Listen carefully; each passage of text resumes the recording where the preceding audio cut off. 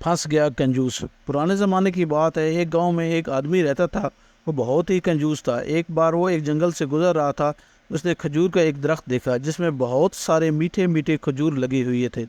پھر کیا تھا، کنجوس آدمی کو مفت میں کھجوریں مل گئیں۔ اس نے کے منہ میں پانی بھر آیا، مال مفت دل بے رحم۔ اس نے جلدی جلدی درخت پر چڑھنا شروع کر دیا۔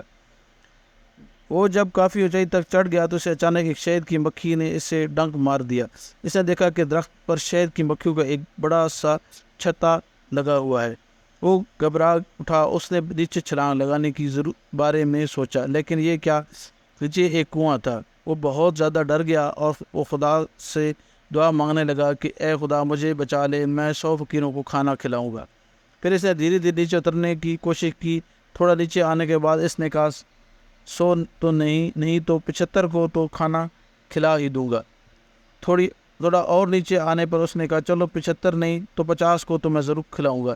ایسا کرتے کرتے نیچے آتے تک ایک عام فقیر تک پہنچ گیا اور نیچے اتر کر وہ سلامتی کے ساتھ اپنے گھر چلا گیا۔ انہیں سارا حال اپنے بیوی کو کہہ سنایا۔ دوسرے روز بیوی نے ایک ایسے فقیر کو بلایا جس کا پیٹ خراب تھا اور جو کھانا ٹھیک ڈھنگ سے کھا نہیں سکتا تھا۔ فقیر بھی اتفاق سے کنجوس اور چالاک آدمی تھا۔ اس نے 20 روٹیاں، دہی، کھیر اور دودھ پیک کرنے کو کہا اور جاتے وقت کنجوس آدمی کی بیوی سے کہا حجی امیر نذرانہ اس نے سونے کے سکے فقیر کو دیے۔ شام کو جب کنجوس آدمی گھر واپس آیا تو اس نے فقیر کے بارے میں پوچھا تو اس کی بیوی نے اسے سارا ماجرا کہہ سنایا۔ کنجوس آدمی کو بہت غصہ آیا، وہ لاٹھی لے کر فقیر کے گھر پہنچا۔ فقیر کی بیوی بہت چالاک تھی۔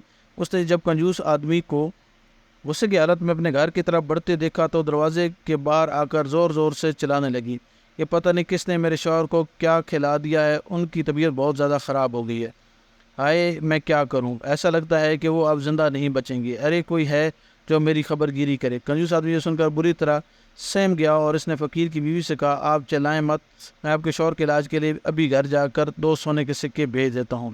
چلاک فقیر گھر کے اندر بیٹھا مزے لے کر خوب ہنس رہا تھا۔ اس طرح ایک کنجوس نے ایک بڑے کنجوس کو پھنسا لیا۔